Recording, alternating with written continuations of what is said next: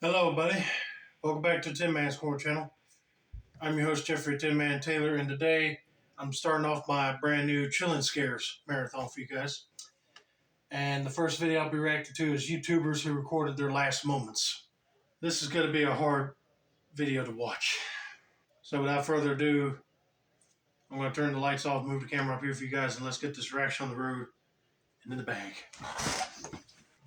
Gwynfor Beach is a white sand beach just north of St Ann Cove in West Cornwall, England.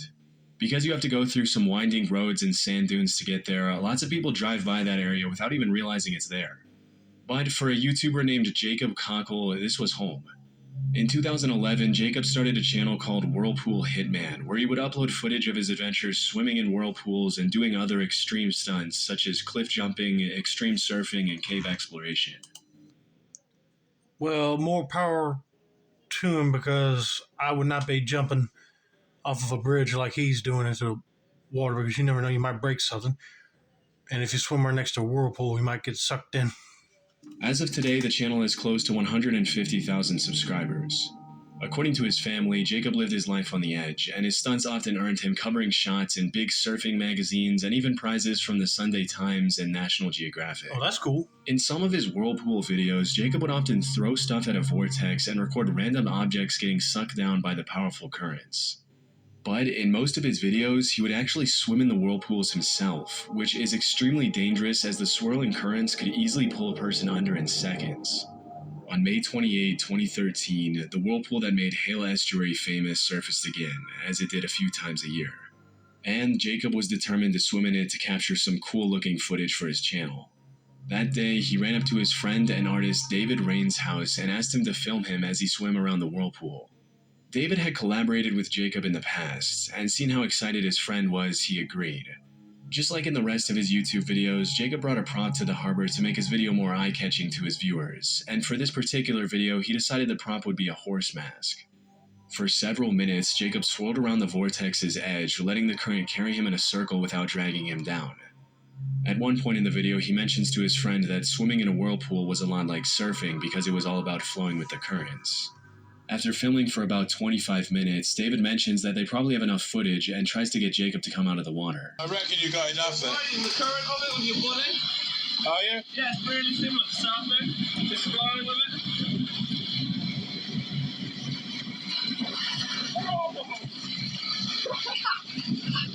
That was pretty scary. You got enough? I just really made the most of it. I don't know what else to do. Instead of getting out, Jacob asked David to hand him his stick-mounted GoPro so he could capture one last bit of underwater footage before calling it a day. A few seconds after he dived down, David started to worry as Jacob hadn't come back up to the surface. When he yelled his friend's name and received no response, he ran to the other end of the quay where the water flowed into a pool. That's when he saw his friend face down in the water and knew it was too late. Jacob was gone. In March of 2014, Jacob's last footage was uploaded to YouTube with the haunting caption at the end of the video reading, "Live as if you were to die tomorrow, learn as if you were to live forever." At age 28, Jacob lost his life doing what he loved most. His funeral was attended by dozens more people than the church could accommodate, and they all gathered to celebrate his life and remember him as the fearless adventurer he was.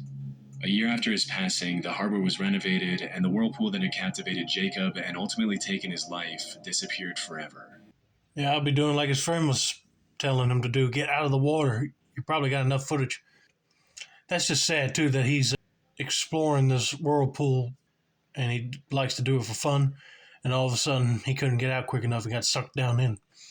That is just awful. James Stobe was a YouTuber known for his unique train hopping videos, where he traveled across the country by riding on the back of freight trains, delighting his fans with his original piano playing, deadpan humor, and hilarious commentary on everything he saw. Due to the risk of falling off the train or getting caught between moving cars, train hopping is extremely dangerous. But that hasn't stopped people from doing it since before the Great Depression. And it definitely didn't stop James, or Stobe the Hobo as he often referred to himself on his YouTube channel of almost 60,000 subscribers and just a little over 60 videos. In some of his videos, you'll find comments from people claiming that they had met Stobe at bars and assumed he was lying when he told them he train hopped across the country filming his adventures. But every time, Stope surprised them with some pretty awesome footage of his cross-country train hopping trips. From Palm Beach to Jacksonville, Stope loved sharing his raw experience of life on the rails with his audience, who always supported him in his unending search for some pizza and a cold beer. To be honest with you, that seems like fun, just to get on a train and look out the car like he was doing, just to film where you are next. Sadly, the adventure came to a tragic end for Stobe on November 8, 2017, when a deadly train accident in Baltimore took his life. Unfortunately, due to the lack of media coverage of his passing, it's hard to know what exactly happened to James Stobe. But the most familiar sources claim that he either fell off an overpass or his backpack got caught on a passing Amtrak train as he was standing on a bridge. Because his death left so many questions unanswered, a lot of his fans submitted requests for the Baltimore Police Department to release more information on the case, but they were asked to remain respectful of Stobe's family and give them space. As of 2024, most of Stobe's fans still don't know exactly what happened to him. But if one thing's for sure, Stobe the hobo passed away doing what he loved most, and his legacy will live on forever. Yeah, that's one risk that people take when they train hop to another train. You always got to make sure your backpack is on you at all times, not loose and going to get stuck between the track and wheels and stuff. Woo! Hey, he got taken away for doing what he loved, just to have an adventure by going from town to town on a train. High on Life was a pretty popular YouTube channel with over 600,000 subscribers at its peak. Starting in 2011, the High on Life crew uploaded more than 400 videos showing their audience what it was like to make a living as full-time travelers. From exploring beautiful tropical paradises, to cliff jumping, to diving sunken ships, High on Life always uploaded really cool videos of the crew's adventures across the globe. Living life by their motto, "If you can, you should," embracing life to the fullest was at the heart of everything they did. As mentioned in their channel description, part of their mission was to inspire their audience to get out and explore the world. For several years, the High on Life channel grew quickly, with travel content being released frequently. But on July 3, 2018, a tragic accident would forever change the lives of the 10 team members and their audience. That day, the Royal Canadian Mounted Police reported that 3 people had been swimming in one of the pools at the top of Shannon Falls when they suddenly slipped and fell into a pool about 100 feet below. Shortly after, the bodies of the 3 victims were confirmed to belong to Riker Gamble, Alexei Lyack, and Megan Scraper. Riker and Alexei were High on Life members, while Megan was Alexei's longtime partner. Tragically, it was confirmed by the police that Riker and Alexei were trying to rescue Megan, who had slipped into fast-moving water before the 3 of them fell 100 feet. Through tears, the remaining members of the High on Life crew shared a touching goodbye message for Riker, Alexei, and Megan on their YouTube channel, remembering them as the kind, outgoing, life-loving people they were. Throughout the investigation, there were rumors that the 3 of them had been filming a video at the time of the accident, but this wasn't 100% confirmed. In the aftermath of the tragic incident, a GoFundMe page was started to cover the funeral expenses, raising close to 30,000 Canadian with the help of their loyal audience. After uploading 5 tribute videos, the High on Life crew continued uploading videos of their travel adventures, honoring their friend's legacy. The last video they uploaded was 2 years ago. To be honest with you, I was part of a YouTube group, and a few of our members passed on.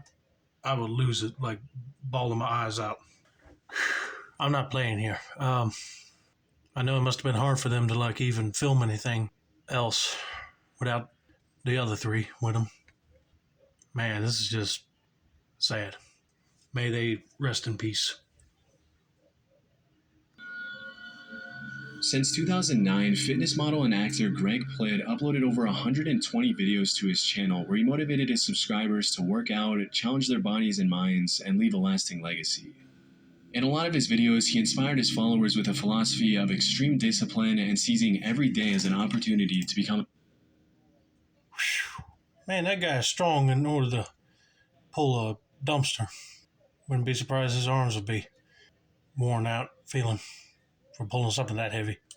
A better version of themselves.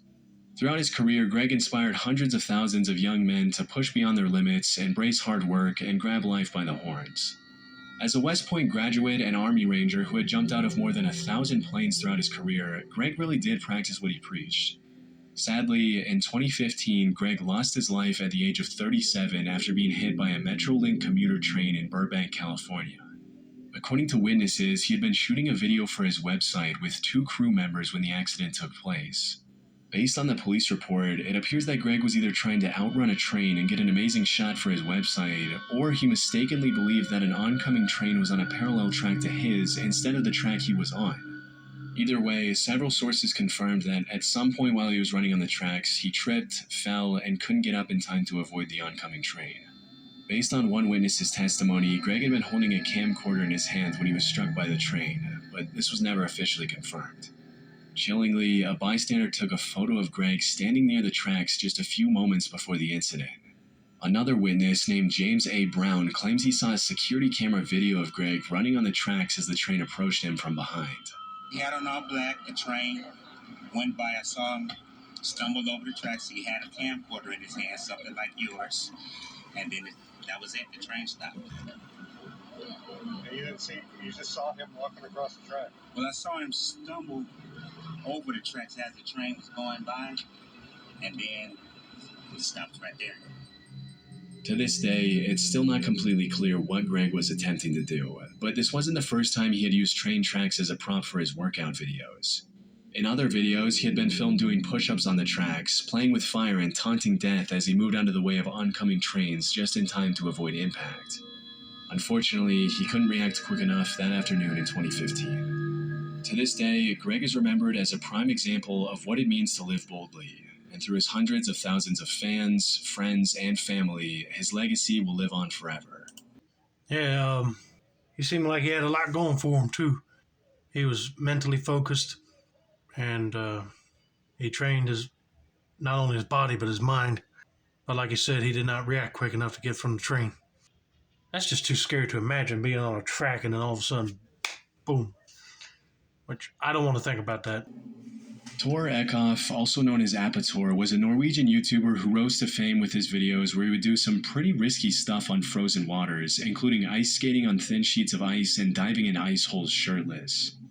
On his journey to break the 1 million follower mark, Apator captivated his viewers by accompanying his stunts with some very unique habits, including drinking entire bottles of vodka, rolling around in the snow half naked in sub-zero temperatures, and even drinking engine oil just for fun. In his channel description, he mentioned how he was born in 1964 and lived in Norway where he worked in a paint factory. He also confirmed that what he drank in his videos was real vodka, but that his uploads should not be interpreted as any sort of advertisement for the Norwegian vodka brand he was drinking. Throughout his YouTube career, Apator's audience fell in love with his extremely quirky style and his unique antics, which earned him the support of well over 1.3 million followers as of his last video. Sadly, on November 27, 2021, just a few days after he turned 57 and eerily posted a video titled, "I am not dead, I'm 57 today," Apator fell through the ice on a frozen lake near the town of Kongsberg while shooting some footage of himself ice skating. Before he started skating, he had sent a text informing the person he lived with that everything was okay and that he was looking forward to capturing some good footage. After falling through the ice, Tor quickly tried climbing back out, but because the temperature wasn't cool enough to freeze back the edges, it kept breaking under his weight, leaving him trapped. After a while, Tor was picked up by a group of divers and sent by air ambulance to a nearby hospital. The doctors tried everything to bring him back to life, but it was too late as Apator had been in the water too long. In the last video he uploaded, thousands of his loyal followers expressed their condolences and sadness at his passing. Even in 2024, Apator is seen by his followers and the YouTube community as somewhat of a legend, a guy who dared to live life differently from most people and wasn't afraid to show it. It says a lot about his content that even after his death, his videos are still receiving thousands and thousands of views from fans and curious viewers all around the world. First of all, that is kind of dangerous, wielding a chainsaw while going on a frozen lake with skates. Because you never know, you could have fallen right there. But also, I hate that he was doing something that he loved to do as well, but then he did not account for the ice being thinner in some areas and not freezing back. I'll be catching pneumonia in a heartbeat if I was not wearing no clothes. May this man rest in peace as well. Albert Dyrland was a Danish actor and YouTuber who was best known for making comedy sketches and music videos for his songs. Since 2016, Albert uploaded over 220 videos to YouTube, earning him the love of over 170,000 subscribers. In 2018, he also starred in a comedy movie named Team Albert, which follows the life of a high schooler who wants to become YouTube famous. The movie would actually go on to win the Blockbuster Audience Award at the 2019 Danish Film Awards. On July 28, 2021, Albert was hiking Mount Seceda in the Italian Alps and filming a video for his channel with some friends. During the hike, he uploaded a story to Instagram where he showed his beautiful surroundings to his followers. Sadly, that same day, as he was recording a video on his phone, he fell off the mountain and plummeted more than 600 feet to his death. Jeez Louise. That's just heartbreaking to hear. Guys just filming, showing everybody the Alps or whatever, and then one misstep, fall. After the incident, a rescue helicopter was sent to the location, but unfortunately he was pronounced dead at the scene. From what I found, Mount Seceda is a part of the Dolomites, a limestone mountain range known for its steep walls, sharp cliffs, and sudden drop-offs, all of which likely contributed to the tragic accident. The investigation revealed that Albert and his friends had been hiking on a route that links two mountain peaks, but it's unclear what exactly he and his friends were doing when Albert fell off the mountain. In the aftermath of his passing, thousands of loving fans shared their condolences, referring to him as a Danish YouTube icon and one of the best content creators in Denmark. With more than 90 million views on his channel throughout his career, Albert was loved by both his Danish and international audience. His tragic death shook the YouTube community and served as a harsh reminder that capturing footage in extreme terrain comes with its own set of risks. To this day, Albert is remembered by his fans for his humor, talent, and the joy he brought to so many people. I kind of agree with Chilling Scares right here. Be like, it ain't worth it trying to show off just to make content, Rest in peace to all of them. They really left this world sooner than they were supposed to. Me personally, I would not be doing all this crazy stuff just for YouTube. If I was traveling up in the mountain or something, I would not do any crazy stunts to where I would fall or anything like that. But these people like to live the extreme YouTube life, and I respect that. Here's some advice for anybody that wants to start a YouTube channel. If you want to do a YouTube channel where you want to do all that extreme, like parkour or just traveling and do some crazy stunts in your travels or whatever, be careful, because you never know, one trip and you could fall, or if you step on like a wooden bridge, and you never know nowadays. So be careful, please. So that's going to be it for now. Don't forget to like, subscribe, turn on post notifications for more chill and scares content like this. This has been another successful installment of the Tin Man's Corner channel. I'm your host, Jeffrey Tin Man Taylor, and I say that's a wrap, and have a nice day.